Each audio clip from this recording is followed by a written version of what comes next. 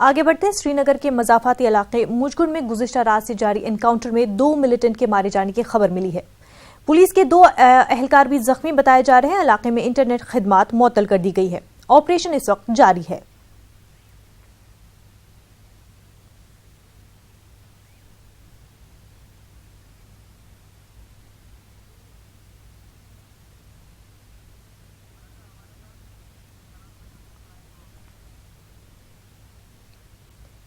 श्रीनगर से हमारे नुमाइंदे सनम तसद्दुक इस वक्त बराह रास्त हमारे साथ जुड़ चुके हैं। सनम, आपसे जानना चाहेंगे इस वक्त कैसे सूरत हाल बने हुए हैं श्रीनगर में?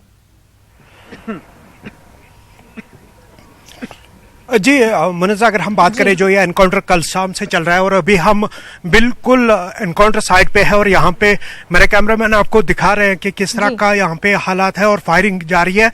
जहाँ एक तरफ फायरिंग है और वहीं दूसरी ओर जो लोग हैं मुकामी यहाँ के जो ऑपरेशन को डिस्टर्ब करने के लिए यहाँ पे आए थे और उनके साथ भी पुलिस यहाँ उनको टैकल कर रही है। और यहाँ अभी आपने सुना कि गोलियां चल रही है। जो एनकाउंटर साइट है वहाँ पे जो एनकाउंटर जारी है और सुबह, हालांकि रात को ऑपरेशन कुछ देर के लिए सस्पेंड कर दिया गया था, लेकिन सुबह पहली किरण के साथ ही फिर से गोलियों का तबादला शुरू हुआ। हालांकि कल ये खबर आई थी कि 2 मिलिटेंट्स को मार गिराया गया है, लेकिन अभी उसकी ऑफिशियल कंफर्मेशन नहीं हो पाई है।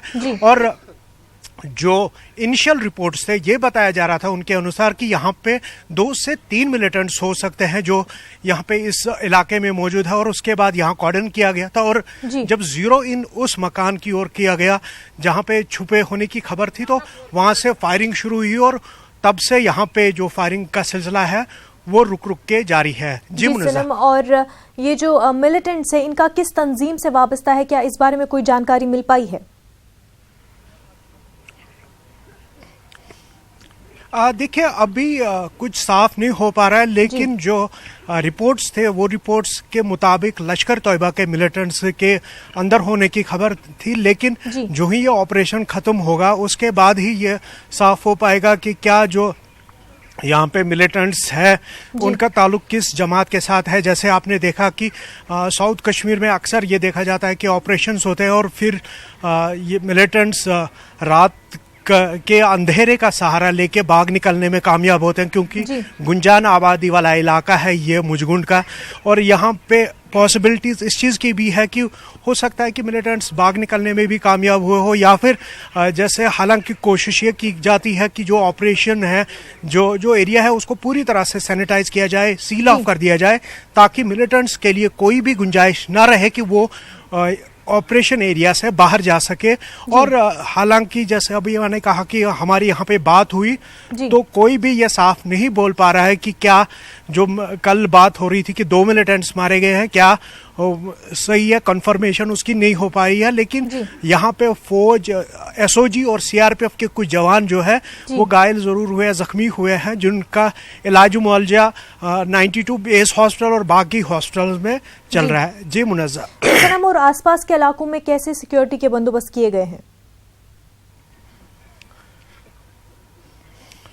देखिए ये जो एरिया है इसके आसपास के जितना भी इलाके हैं यहाँ पे पुलिस, सीआरपीएफ तैनात कर दी गई है। जो लॉ एंड ऑर्डर सिचुएशन, मैंने अभी आपको कहा कि यहाँ पे जो लोग हैं वो जमा हो रहे हैं। और जैसे आपने देखा कि साउथ कश्मीर में भी कोशिश ये होती है कि जो लोकल्स हैं वो ऑपरेशन साइट की ओर आते हैं और जो एनकाउंटर है या जो ऑपरेशन है उसको डिस्टर्ब करने की कोशिश करते हैं। और यहाँ पे भी ऐसा ही देखने को मिल रहा है। और जहाँ एक तरफ फौज और पुलिस मिलिटेंट्स के साथ टैकल कर रहा है, वही दूसरी ओर सीआरपीएफ और पुलिस जो है वो आम शहरी जो है जो यहाँ पे पत्थरबाजी कर रहे हैं पुलिस पे और जो यहाँ पे फोर्सेस है उन पे, उनको टैकल करने के लिए आंसू गैस के गोले दागे जा रहे हैं और उनको भगाने की कोशिश की जा रही है। लेकिन यहाँ पे आप देख सकते हैं कि ये जो साइड है, इस साइड से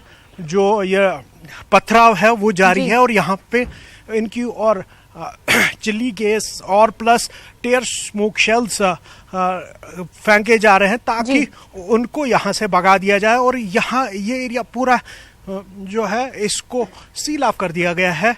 और यहाँ पे जो ऑपरेशन है, कोशिश ये है कि कोई इस ऑपरेशन को जल्द अज जल्द खत्म किया जाए और जो अंदर अगर मिलिटेंट्स मौजूद है उनका खात्मा किया जाए।